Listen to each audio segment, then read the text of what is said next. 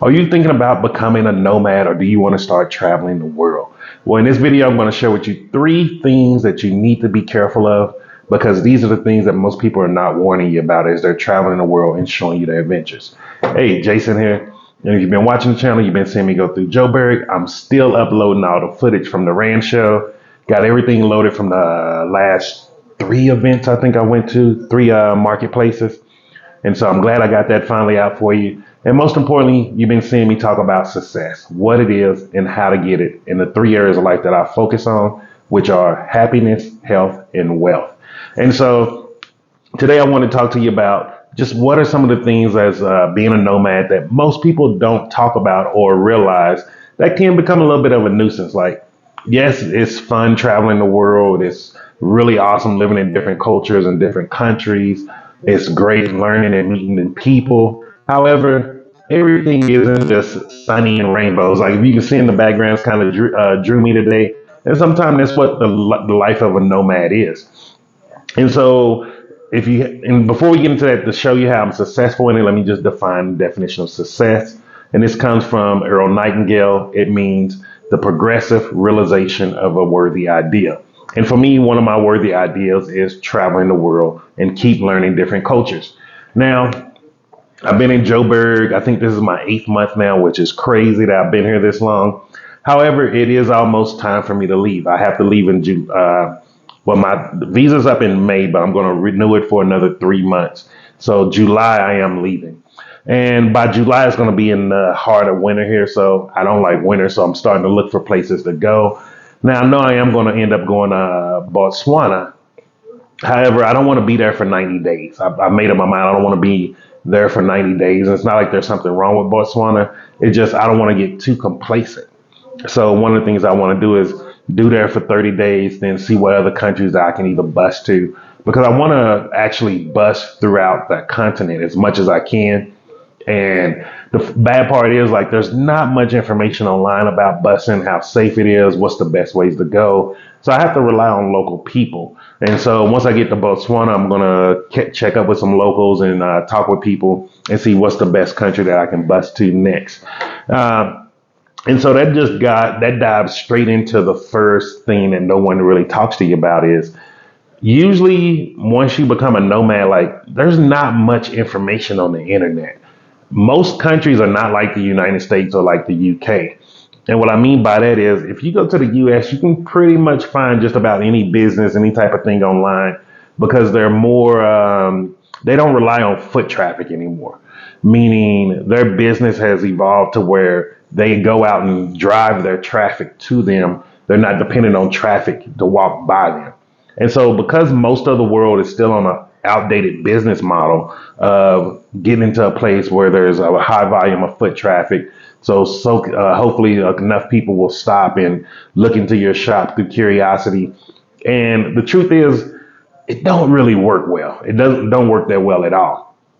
So when you're using the internet as you're traveling, like a lot of things are going to be no longer there. One of the big things, like I tell people, like especially with if you're vegan or plant based, you have a eating lifestyle. You need to be able to eat without finding places that can accommodate you.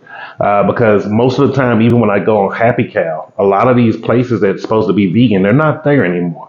And it's because most countries just don't update themselves as far as digitally. And this is just a natural thing. Like this is something each country has to slowly progress into doing. Even when I was in Panama, Colombia, all the countries were pretty much the same where oh, here's a great vegan restaurant. Then you look, the review was probably a year to 2 years old. Then you go there and there's nothing there anymore. And so that's one of the reasons why I do document some of the restaurants I go to and try to keep them updated so people will know. And I'm just leaving a digital footprint to help other people out as they're coming behind me. And so that's the first thing. Like you're not going to be able to find everything on the internet. And most Americans are dependent on the internet because we're taught to just Google things now. Whereas other countries, you have to speak to people. Someone needs to know about it. It's more word of mouth. And so it does get annoying sometimes because especially when you just want to find something and just get there right away. So it's a challenge and just be prepared for that. The second thing that you want to be aware of if you're thinking of getting into becoming a nomad or you're starting out in your nomad journey is, yo, you have to be prepared for the unpreparable, meaning anything can happen. Like here in South Africa, there's load shedding. When I was in Panama, we had water issues. When I was in Colombia, it was just a lot of noise. Like you have to be prepared for the unpreparable, meaning you need to be flexible. Do not be rigid. Don't come with your cultural beliefs. Once you enter a new culture, you need to be able to adapt to what they're doing and also figure out how to move around in which area that works for you. So, like, I'm in CBD in Johannesburg. Most South Africans will tell you they do not want to live anywhere near this place. I don't recommend Johannesburg for every person that I know. Like, I have a couple of friends that was like, hey, we should come out and visit. I was like, hey, you need to go to Pretoria, or hey, go out in this area. Joburg is a very fast paced city. No one's going to stop to take care of you. No one's going to baby you. You need to hit the ground running, meaning you need to be able to move around here. And sometimes people are shocked how easy it is for me to move around here. But I'm like, this city is at my pace. It's a fast paced city. I like to move fast. I like to keep going. I like to stay on my toes. I like to keep thinking about business ideas. And so for me, Joburg works really well from how my mindset is.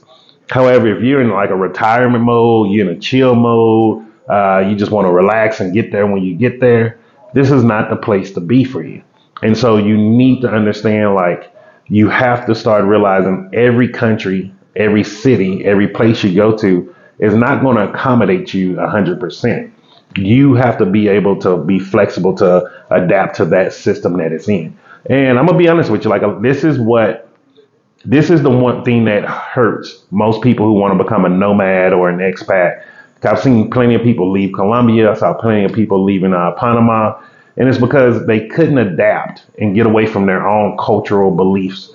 And they took those cultural beliefs into a brand new culture and thinking you need to provide for me. You need to give me what I want from my culture. And instead of realizing, okay, this is the culture here. Let me analyze it. Let me see how can I fit into this system. And so, like I tell people here, I tried taking the taxi bus once.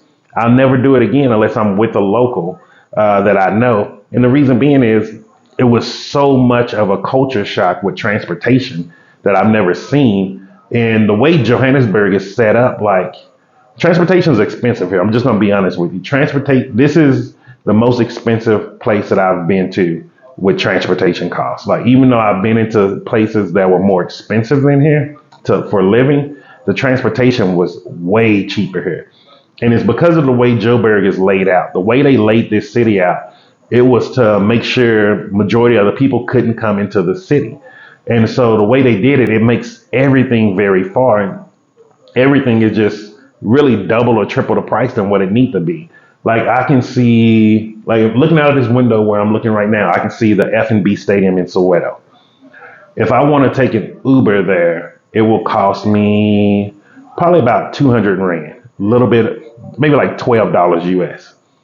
However, looking at it, how close it is from where I'm at, you would think it should cost like maybe $4 US.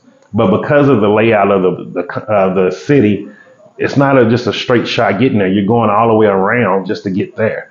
And yes, it is a lot cheaper and a lot more affordable if you use the taxi buses. However, I don't speak Zulu. I don't speak what's the language? Sutu, I believe is how you say it. I don't speak Kosa. I don't speak Vindi. Like they have all of these different languages here. And my first time riding it from Soweto back here, like I tell you, I'm so grateful for the guy who helped me. I wish I would have got his name, but it was so much coming in. It was just sensory overload for me. And I know when I'm reaching a level of overload where it's like, hey, you need to slow down, take a step back, do what you need to do in your wheelhouse. Don't try to just go straight into this. And so for me, I don't ride the taxi buses. I'm not saying there's something wrong with them. I'm just saying it's a level of transportation that I have never seen in any other country that I lived in. And they have city buses here called Ray Baya, but I'm gonna be honest with you, I don't understand how to use it. Like it's like they tell you like you pay for where you want to go.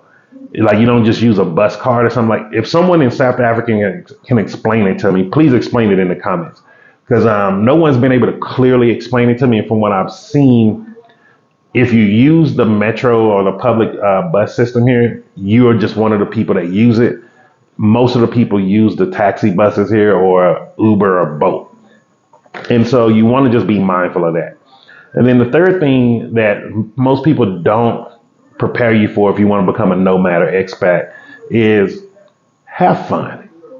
This sounds so crazy, but have fun. Quit letting little things bother you. Quit letting the inefficiencies of the country bother you. Quit letting the different perspectives of people bother you, the different cultural habits that they do. And this is something that I still work on in every country I go to. Like, don't think like I'm saying like, oh, I'm never frustrated, I'm never annoyed. Like at the rancho, waiting an hour. I think waiting in line for like an hour and a half. And if you know me, I don't like waiting in line. That's it drives me crazy. And it goes back to being in the Iraq War where, waiting in line and then you get comfortable, complacent, and all of a sudden you have incoming and then you like, oh shit, is this gonna be the day I die? So for me, I don't like waiting in lines. It brings back that type of memory for me. And so at the rancho, like waiting in line, like there were no vegan places there, nothing. I was shocked. And so waiting in line for an hour and a half to get a spiralized potato. And when I tell you it was the worst damn potato I had in my life, it wasn't cooked all the way. The people had an attitude working there. And I was just like, oh man, at least I'm grateful for this. Like you have to learn how to start finding gratitude in the smallest things. Like if you've seen a lot of my content throughout the social media platforms, people are always asking like, "Oh, how are you doing with load shedding? How are you doing with load shedding?" Now, if you're in the U.S. or other parts of the world, load shedding just mean they cut the electric grid off in certain areas, and it's just pretty much a blackout. Pretty much it's supposed to be controlled. I don't think it's as controlled as it should be. But it's supposed to be a controlled blackout to where it's to conserve some of the electricity on the grid. I'm gonna be honest with you, it's very inefficient. It doesn't make sense, and the times that they do it don't make sense. And so for the average person here, I understand when they're annoyed, frustrated, and just pissed off from it. But for me, what I do is I'm like, yo, it isn't my country, it isn't my home. And the truth is, like, if I ever get tired enough here, I can just pack up and leave whenever I want. So I don't let those things bother me. I just show gratitude. It's like if there's load shedding in the middle of the day, I go for a walk, or maybe I go eat lunch. If it's load shedding at night, I might have some things downloaded from YouTube that I can just watch, or I just play my little Nintendo Switch, or I just chill and meditate for a little while, or read a book. Like you're gonna have to learn how to find happiness throughout any inefficiency in the country that you live in. And this is every country that you go to that's going to have, every country has its issues. There's no mecca, this utopian place where everything is just great. Even when I was living in Panama, which is considered paradise, you're living by the beach, it's hot weather all day long. You see the most beautiful parrots and all of these things. I didn't like the snakes there. And when I tell you, like, there's snakes there, about every poisonous snake on this earth lives in Panama in Central America. And you will see them on a daily basis if you're out in public. Second thing there, because I was living in a small village called Bejuco, out there, like if it rained too much during rainy season, the water plant breaks down. So you can go in days up to weeks without water. So I remember having packs of bottled water to shower, to flush the toilet, like all of those little things. And most people are not talking about these things, but you have to find out how to be happy throughout any of the inefficiencies within the country that you're going to. Now, like I tell people, personally for me, I prefer to have electricity issues, water issues, or just rude people who don't want to do their job than have to deal with gun violence. That's just me. I'm just at a point in my life where I'm tired of gun violence. I'm tired of seeing guns. I'm tired of hearing the shootouts. And so that's one of the reasons why, like I tell people, I have no desire to ever go back to the United States. It's just there's other things that I see in other cultures that I'm like, these things are not as bad. Like I don't have to sit here and watch about a school shooting every day.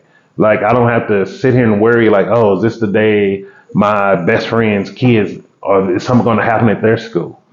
And so because of that, like these little things that happen in these other countries, like I'm happy and I find gratitude in them. I'm like, hey, this is better for me. Now, some people may be like, I'd rather see that stuff on the news and have to deal with electricity issues. I understand that. It depends on each individual person. So you need to figure out what's the things that you actually, what's important to you. Like, let's just be clear. Once you figure out the things that's important to you, it's easy for you to travel the world. It's easy for you to know what neighborhoods to go to. Like everybody always trying to tell me like, oh, go to Santon. You should live in Santon. I don't like that neighborhood. Anybody who knows me personally knows that ain't my vibe. I'm not married anymore, so I have no reason to live in a nice suburban area. I don't have no reason to live where there's families and stuff. Like I'm not getting married again. I don't, people may think like, oh, I can convince them. You can't convince me to do nothing that I don't want to do. And so because of that, living in CBD is right up my alley. It's fast paced. I'm living in a loft. I'm, overlook, have a beautiful view of the city. Like this is why it works for me. And so you have to figure out what works for you because it isn't no one size fits all when it comes to becoming a nomad or an expat. Like if you like more of a quiet vibe, more of a serene, just you know, the word in Panama, what they call it mañana time. And what that means is like everything is just very slowed down. If you get it done today, you're just like, tomorrow. Because mañana means tomorrow if you don't know Spanish. And so because of that, I don't really like that type of culture. Like it's not my thing. I like to get stuff done in a rush. Like I'm more of a efficiency type person. So living in a country where everything is just slow paced, like it's just not for me. Even going to Botswana, beautiful place, beautiful country, loved it. It is slower than what I could live in full time, meaning I can't be there longer than 90 days because it's just too slow for me. Like with the business goals and dreams that I have for myself, being in a slow pace doesn't keep me on top of my game. I start getting lethargic. I start getting a little bit lazy. And so that's why like I don't live in those type of places. Living in places like Santon out here is just not my vibe. Like just to overpay to be like, oh, I'm in the area. I'm good, yo. I feel like the flat that I live in is nicer than just about any flat that you can find in Santon. Plus the flat that I used to live in on top of the Johannesburg Culinary School, hands down was way better than anything you can find in Santon.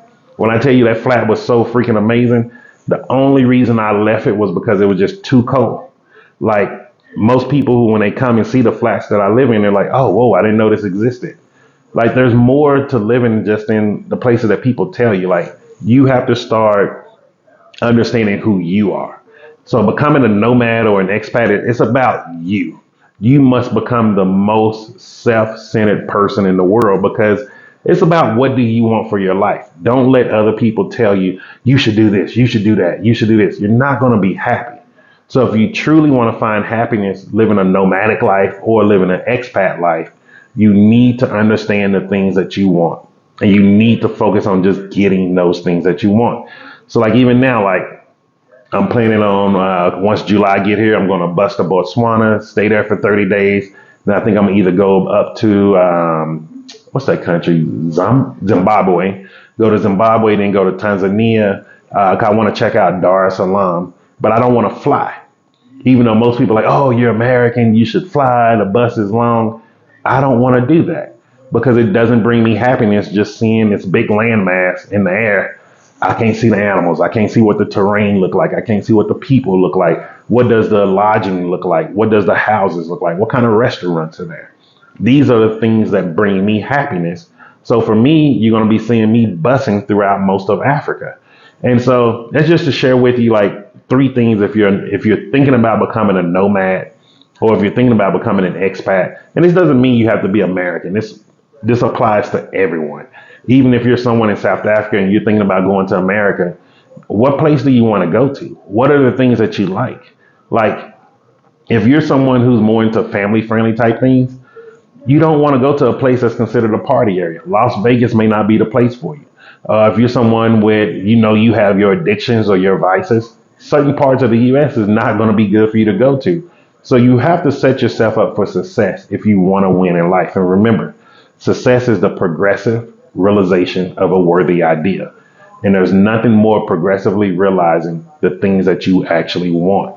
And so start focusing on that area. Hope this video gave you some gave you help or a leg up to get to becoming a nomad or expat. The way I did it, I just hit the ground running, and I'm gonna tell you, like, I learned a lot of mistakes on the way.